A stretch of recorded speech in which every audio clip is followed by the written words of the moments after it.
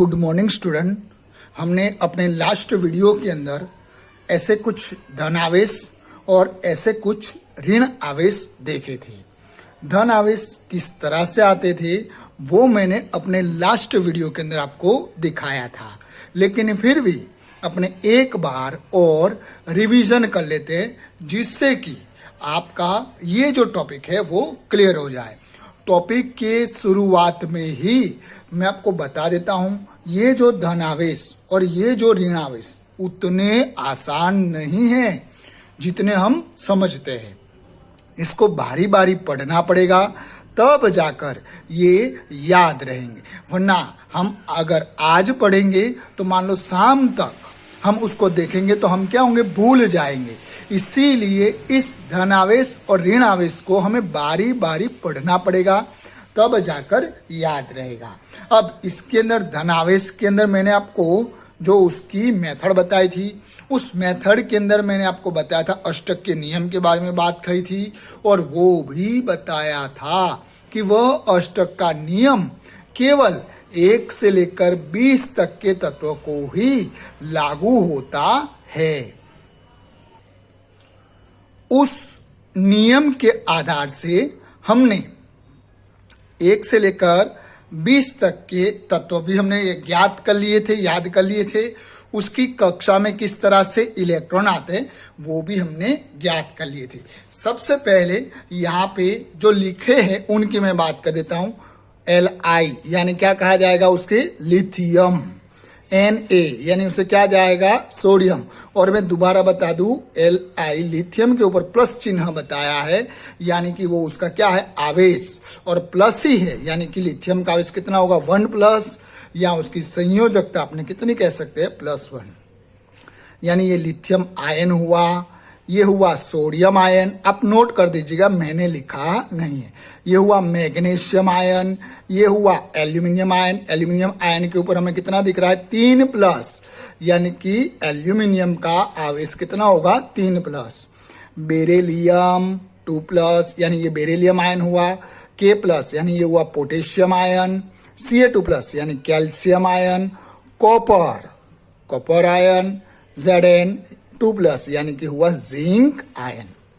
ये सारे क्या थे, धनावेश, और ये सारे ऋणावेश। मैंने इसका एक फोटो भेजा था, उसमें सभी ऋणावेश भी लिखे हैं, उसके नाम भी लिखे हैं। फिर भी मैं बता देता हूं, CO3 को हम कार्बोनेट कहते हैं, PO4 3- को हम फॉस्फेट कहते हैं, H2- को हम सल्फाइड कहते हैं। डो आएगा पीछे, ध्यान में रखने वाली बात है। SO4 को हम सल्फेट कहते हैं, NO3- को नाइट्रेट कहते हैं, HCO3- दो नाम है इसके अंदर, हाइड्रोजन कार्बोनेट या बाइकार्बोनेट, दोनों नाम से हम इसको पहचान सकते हैं। Cl- को क्लोराइड आयन कहते हैं। क्या कहते हैं, क्लोराइड आयन। ध्यान में रखना, Cl लिखा होगा तो क्लोरीन, लेकिन अगर Cl- लिखा होगा तो क्या कहेंगे, क्लोराइड आयन। O2- को हम क्या कहेंगे, ऑक्साइड। क्या कह देंगे, ऑक्साइड। OH- को हम क्या कहते हैं, हाइड्रोक्साइड। और N3- को हम क्या कहेंगे, नाइट्राइड। अब जो बात करते हैं एग्जाम्पल के तौर पे, जो हमने लास्ट के वीडियो में देखा था, जैसे कि मैं ये Mg2+ कैसे आया, आपको बताया था कि सबसे पहले Mg2+ के लिए Mg का परमाणु क्रमांक हमें पता होना चाहिए। तो Mg का परमाणु क्रमांक कितना है, 12। Mg का परमाणु क्रमांक कितना है, 12। अगर Mg का परमाणु क्रमांक 12 आपको मालूम है तो उसकी इलेक्ट्रॉन विन्यास लिखनी आ जाएगी। तो उसकी इलेक्ट्रॉन विन्यास क्या आएगी, 282। और आपको उस जो लास्ट लेक्चर के अंदर मैंने आपको बताया था कि जब इलेक्ट्रॉन की संख्या 1, 2 या 3 हो तो हम क्या करते हैं, दान करेंगे। क्या करेंगे, दान। और जब बाह्यतम कक्षा में इलेक्ट्रॉन की संख्या 5, 6 या 7 हो तो हम क्या करेंगे, प्राप्त करेंगे। क्या कर देंगे, प्राप्त। और कितने करने हमें प्राप्त करके, 8 करने हैं। दोबारा ध्यान देना, जब बाह्यतम कक्षा में इलेक्ट्रॉन की संख्या कितनी हो, 1, 2 या 3, तो हम क्या करेंगे, दान। और अगर 5, 6, 7 हो तो हम क्या करेंगे, प्राप्त। दान किया हो तो कौन सा सिंबल आता है प्लस, और प्राप्त करोगे तो कौन सा सिंबल आएगा माइनस। अब यहां पे आप देख रहे हो कि जो हमारे पास बाह्यतम कक्षा में कितने इलेक्ट्रॉन है 2, तो मैग्नीशियम आयन होगा वो कितने इलेक्ट्रॉन दान करेगा 2, तो क्या आएगा Mg2+। क्या आ जाएगा Mg2+। याद रहा आपको। वैसे ही एक और धन आवेश के लिए ले लेता हूं, चलो मैं ले लेता हूं कैल्शियम। किसके लिए ले लेता हूं कैल्शियम। तो कैल्शियम का परमाणु क्रमांक सबसे पहले आपको ज्ञात होना चाहिए। तो कैल्शियम का परमाणु क्रमांक क्या था 20। कैल्शियम का परमाणु क्रमांक क्या है 20, वो आपको ज्ञात होना चाहिए। वो ज्ञात हो जाने के बाद उसकी इलेक्ट्रॉनीय विन्यास लिखनी आनी चाहिए। तो कैल्शियम की क्या आएगी 2 8 8 2। अब उसकी बाह्यतम कक्षा में कितने इलेक्ट्रॉन हैं 2 होंगे तो हम क्या करेंगे दान। कितने हो तो दान करेंगे 1 2 या 3 हो तो हम दान करते हैं। यहाँ 2 है तो मैं 2 दान करूंगा। 2 दान करूंगा तो क्या आएगा Ca2+। क्या आ जाएगा Ca2+। इस तरह से 1 से लेकर 20 तक आप इसी मेथड के आधार से कर सकते हो। ये 1 से लेकर 20 तक के 2 एग्जाम्पल के मैंने धनायन दिए। अब हम वैसे ही ऋणायन देख लेते हैं। अब जैसे कॉपर, उसका परमाणु क्रमांक है 29, तो ये आपको याद ही रखना पड़ेगा। Cu2+ हो तो हम उसे क्या कहेंगे कॉपर। और एक और आता है Cu+, तो उसके लिए नाम क्या होगा Cu+, वो अभी मैंने लिखा नहीं है। Cu2+ हो तो कॉपर और Cu+ हो तो Cu+। Zn हो तो 2+ ही होगा, ये तय है। आपको केवल 1 से लेकर 20 तक इस तरह से आ जाएंगे और उसके बाद के आपको याद करने पड़ेंगे। अब मैं आपको ऋण आवेश के 2 एग्जाम्पल ले लेता हूं। जैसे अपने ले लेते हैं चलो H2-। H2- कैसे आता है तो सल्फर लिखता हूं। सल्फर का परमाणु क्रमांक कितना है 16। हम जानते हैं कि सल्फर का जो परमाणु क्रमांक है वो कितना है 16 है। अगर 16 हो तो उसकी इलेक्ट्रॉन विन्यास लिखेंगे 2 8 6। कितनी आ जाएगी उसकी इलेक्ट्रॉन विन्यास 2 8 6। अब ध्यान दो बाह्यतम कक्षा में कितने इलेक्ट्रॉन है 6 होगा तो हम क्या करेंगे प्राप्त करेंगे तो कितने भाई प्राप्त करेंगे तो अष्टक की संरचना कंप्लीट हो जाए इतनी। अष्टक यानी कि 8, तो हमें 8 करने के लिए कितने प्राप्त करने हैं 2 प्राप्त करने हैं। इसीलिए 2 प्राप्त किया, इसीलिए S के ऊपर क्या आ जाएगा 2-।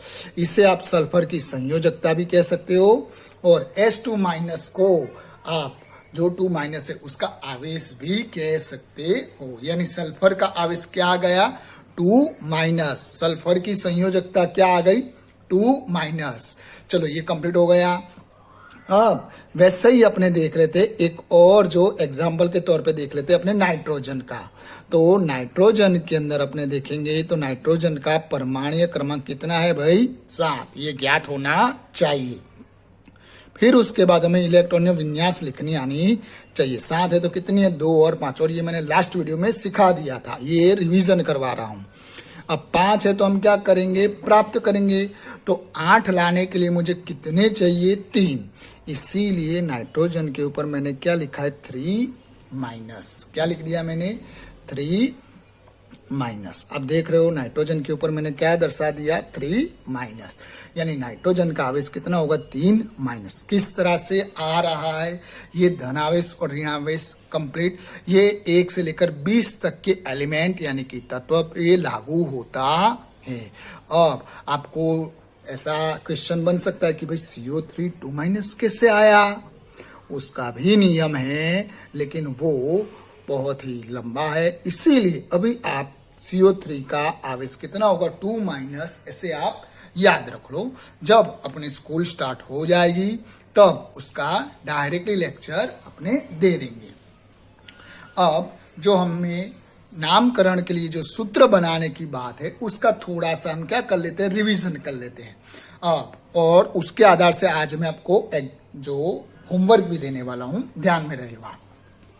अब मान लेता हूं कि मैं एक धनावेश लेता हूं, इनमें से एकदम नया लेता हूं, जैसे कि मैं लेता हूं Ba, बेरियम नाम है इसका। क्या है बेरियम, और बेरियम का आवेश क्या होता है टू प्लस होता है। क्या होता है भाई? Two plus. ये याद रखना पड़ेगा। बी ए 1 से लेकर 20 में नहीं आता है और बेरियम का आवेश क्या होता है? Two plus. अब बेरियम को मुझे किसके साथ जोड़ना है? कार्बोनेट के साथ। यानी मुझे क्या बनाना है? Barium carbonate. मुझे किसका नाम बनाना है? Barium carbonate. तो बेरियम का क्या लिखा मैंने? Ba। उसका आवेश कितना था? 2 प्लस। अब कार्बोनेट का सूत्र क्या है? CO3। उसका आवेश क्या है? 2 माइनस। अब ध्यान देने वाली बात है, ये 2 प्लस और ये 2 माइनस, दोनों का जोड़ क्या हो जाएगा? 0। दोनों का जोड़ क्या हो जाएगा? 0। तो अपने सूत्र डायरेक्ट लिख सकते हैं, बेरियम कार्बोनेट। क्लियर? वैसे ही एक और लिखते हैं, बेरियम के साथ हम क्या जोड़ देते हैं? फॉस्फेट। क्या जोड़ देते हैं? फॉस्फेट। Barium phosphate. अब बेरियम फॉस्फेट का सूत्र हम कैसे बनाएंगे? तो उसके लिए हमें सबसे पहले ज्ञात होना चाहिए कि बेरियम किसे कहते हैं? Ba को। अब ये ध्यान रखना, ये Ba यानी बेरियम और ये Be यानी बेरेलियम। Be यानी बेरेलियम और Ba यानी बेरियम। बेरियम का आवेश अभी मैंने बताया 2 प्लस। फॉस्फेट जो लिखा है PO4 3 माइनस, यानी क्या हुआ? फॉस्फेट। यानी PO4 का आवेश क्या होगा? 3 माइनस। अब देखो, क्या 2 प्लस और 3 माइनस, क्या दोनों का जोड़ 0 होगा? नहीं होगा। ना हो इसीलिए हम क्या करेंगे? क्रॉस गुणा। तो सबसे पहले धनावेश ही लिखा जाता है। तो बेरियम को हम कितने से गुणा कर रहे हैं? 3 से। सबसे पहले क्या लिखा जाएगा? धनावेश। और बेरियम को हम कितने से गुणा कर रहे हैं? 3 से। -3 से नहीं, केवल 3 से। ये ध्यान में रखने वाली बात है। अब फॉस्फेट को हमें कितने से गुणा करना है? 2 से।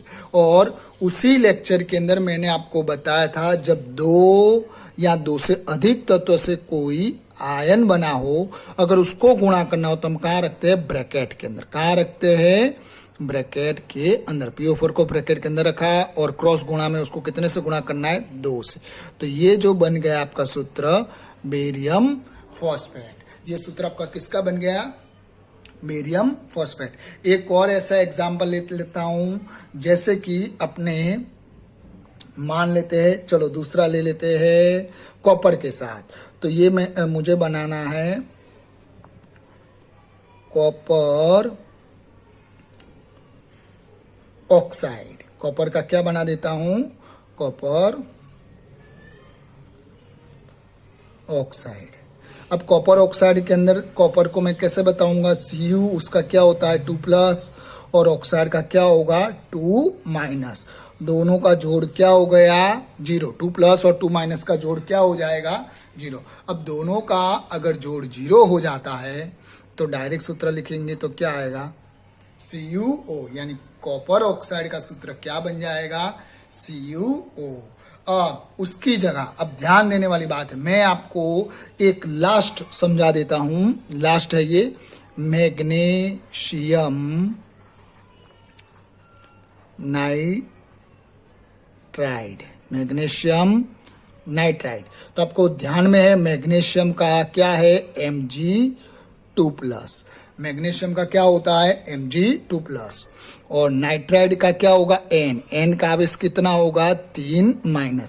आपको मालूम है क्या? 2 प्लस और 3 माइनस, क्या दोनों का जोड़ क्या 0 होगा? नहीं होगा।